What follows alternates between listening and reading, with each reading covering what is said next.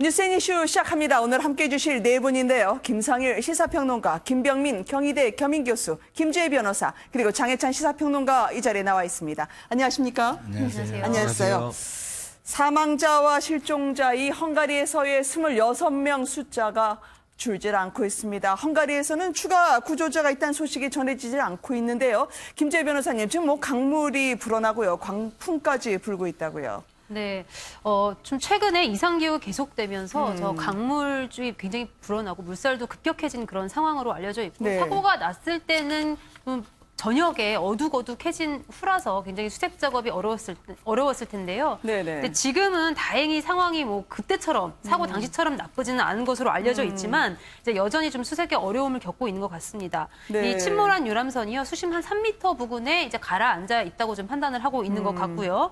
그다음에 선체 내부 수색을 위해서 이제 헝가리 정부가 잠수부를 투입할 계획이라고 합니다. 네. 근데 어쨌든 뭐 잠수부가 투입돼서 선체 내부를 또 수색해 보면은 수색자가 나올 수 있을지 잘 모르겠지만 물살이 매우 급격했다는 점과 그다음에 이 저 선체가 복잡한 구조가 아니에요. 굉장히 좀 단순한 구조로 되어 있는 그런 소형 선박이다 보니까 실종자들이 선체 내부에 있을 가능성보다는 아무래도 네. 이런 물살에 휩쓸려서 이렇게 먼 곳으로 이렇게 밀려났을 그런 가능성이 훨씬 더 높아 보입니다. 네, 지금 화면에 보시면 오른쪽 상단에 있던 크루즈가요.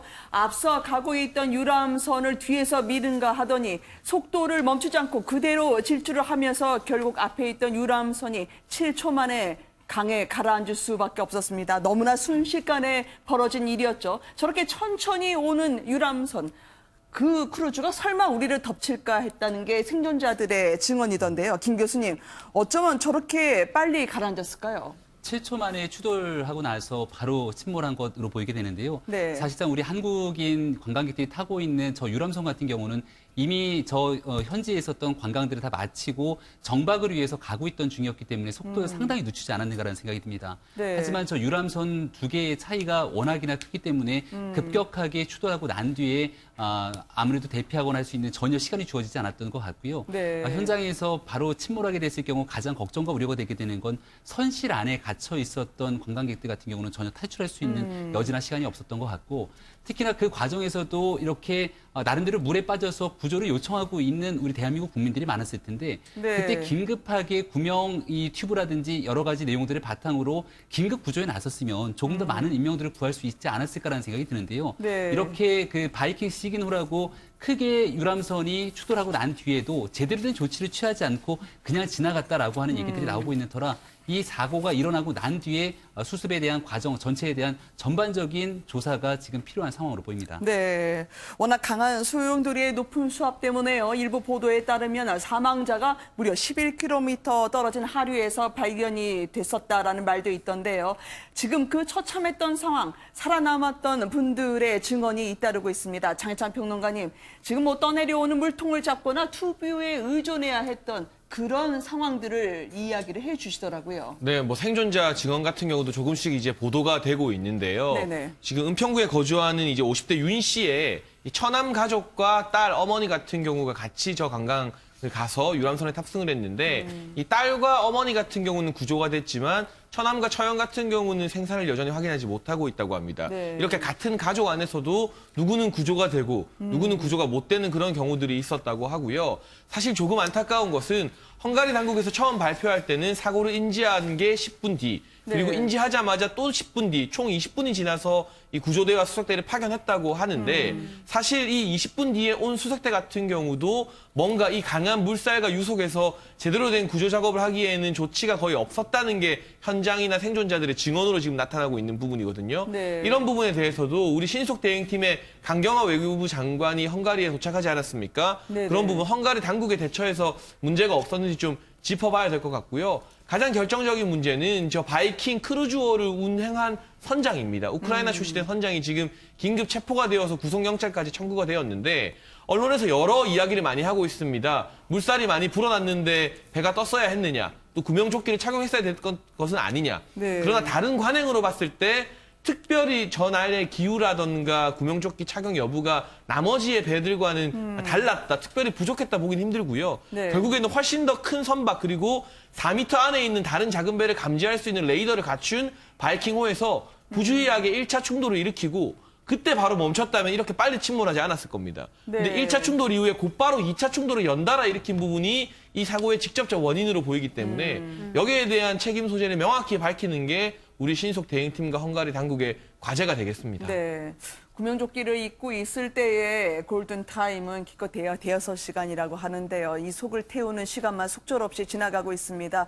이 구조가 되신 분들의 이야기에 따르면 옆에 있는 보트가 우연하게 손을 잡아주거나 그 손마저 미끄러지는 절박한 상황에 속출했다고 하더라고요. 그나마 이분들이 본인들의 자구책으로 극적으로 살아나신 거기 때문에 어떠한 구호 조치 없이 이렇게 돼버린 거죠. 그러니까 좀 전에 그 장혜찬 평론가께서 잘 말씀을 해주신 것처럼 이 바이킹 식인호의 선장이 네. 내지는 그 당시에 그 배를 운행하고 있던 사람이 과연 그 정상적으로 네. 운행 수칙을 잘 지키면서 했는가 이런 것들을 잘 파악을 해야 됩니다. 지금 네. 강경화 장관이 헝가리에서 그 헝가리 정부와 사건 조사에 대한 상황을 협의하고 있다는데요. 이런 걸 철저히 밝힐 수 있어야 돼요. 왜냐하면 네. 바이킹 식인호에 사실은 그 4m 단위로 선박을 식별하는 장치가 있었대요.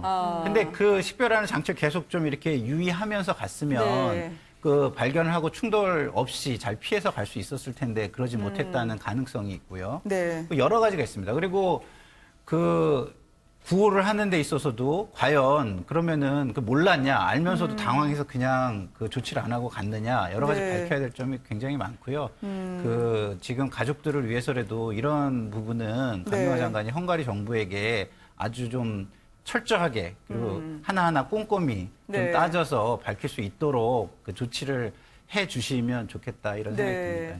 피해 가족 43명의 헝가리 행이 전해지고 있습니다. 무엇보다도요. 이게 한동안 여고 동창생 50년씩이나 됐던 분 세 분이 갔다가요. 운명이 엇갈리는 상황을 김재희 변호사님 저희가 볼 수가 있습니다. 특히 네. 이제 공무원으로 재직했다가 은퇴하신 분들 이 부부 세 쌍이 탑승해도 각자가 실종이 되거나 살아남으신 분이나 엇갈리고 있더라고요. 네, 그러니까 부부 세 쌍이니까 6명인데 그중 한 분만 구조에 성공을 했습니다.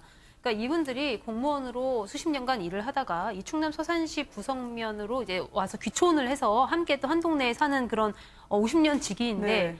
같이 이렇게 오랫동안 돈을 모아서 떠낸 여행에서 이제 진짜 한 명만 살아남고 나머지 네. 5명은 지금 생사를 모르는 그런 상황에 처해 있는데 정말 이 남은 한 분이 얼마나 좀 아찔한 상황일까 생각을 네. 해보면 가슴이 매우 아픈데 그런데 현지에서 들리는 이야기는요. 정말 언제든 이런 사고가 일어날 가능성이 매우 농후했다라는 소식이 들리고 있습니다. 한 네. 체코 선언은요. 이제 우리에게는 어떤 규칙이 필요하다. 이제 이런 이야기를 할 정도입니다. 그래서 워낙 이 다뉴브 강에서 이 부다페스트의 야경을 보는 그런 네. 것이 외국인들에게 인기 있는 그런 관광 코스로 자리매김하다 보니까 정말 수많은 그러니까 큰 선박과 작은 선박이 무질서하게 이렇게 얽혀서 강을 네. 가득 메우는 그런 상황이 수년간 계속된 것이고요. 이제 그러다 보니까 이제 어떤 배의 숫자라든지 아니면 큰 배와 작은 배가 다니는 길이 나눠져 있다든지 뭐 이런 조치가 있었어야 되는데 헝가리 정부에서 좀 제대로 조치를 하지 못한 것도 네. 이 사고의 큰 원인이 되지 않았나 이런 생각이 듭니다. 그러게요. 좀 아까 그 왜 이렇게 빠르게 7초 만에 가라앉았냐 이런 말씀을 하셨잖아요. 근데 네. 이제 보면은 지금 말씀 잘해 주셨는데 큰 배와 작은 배가 이렇게 같이 다닐 때 큰 배가 이렇게 지나가면 그 물살이라는 게 있습니다. 네. 그러면 작은 배가 그 밑으로 깔리면 그 물살에 의해서 빠르게 그 물살을 따라서 가라앉게 돼 있거든요. 네. 그래서 이 경우도 지금 작은 배 밑으로 이렇게 급속하게 물살 따라서 가라앉으면서 빠르게 이게 전복이 되고 가라앉은 거라고 네. 하더라고요. 아, 그래요? 그렇기 때문에 지금 김재희 변호사님 말씀하신 것처럼 큰 배, 작은 배 이런 구분이라든가 규칙이라든가 이런 거를 네. 정말 잘 만들어야 되지.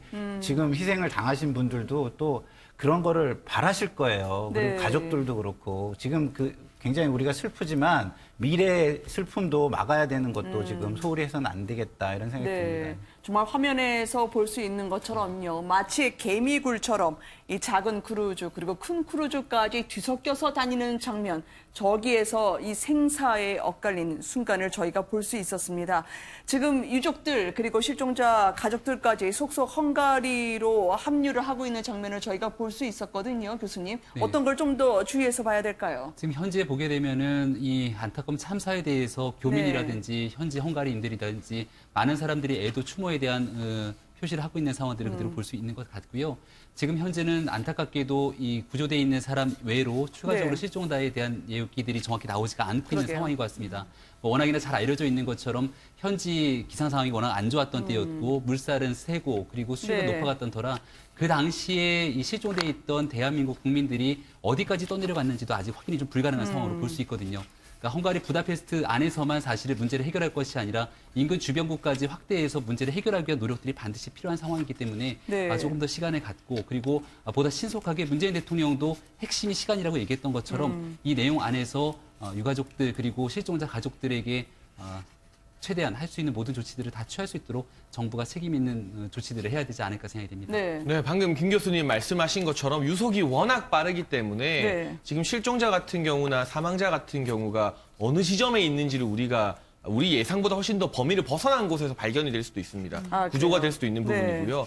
따라서 강경화 외교부 장관이 도착해서 헝가리 정부와의 협조를 이끌어내는 것도 중요하고 현장을 지휘하는 것도 중요하지만 이 충돌을 일으킨 바이킹 사가노 같은 경우도 헝가리에서 슬로바키아로 항해하는 중이었거든요. 그렇다면 그렇죠. 슬로바키아라던가 그 다뉴브강 인접 국가, 다뉴브강이 흐르고 있는 오스트리아, 또 멀게는 체코나 독일까지도 우리가 모든 가능성을 열어놓고 이 동유럽 전반적으로 국제적인 공조를 통해서 수색 작업에 나서도록 해야겠다. 네. 그래서 가능한 빠르게 이 골든타임을 놓치기 전에 실종자들을 찾아내는 것만이 우리 정부가 다해야 할 책임이기 때문에요. 그런 부분에 있어서 굉장히 폭넓은 국제 공조, 우리 정부의 역할이 중요해지는 것 같습니다.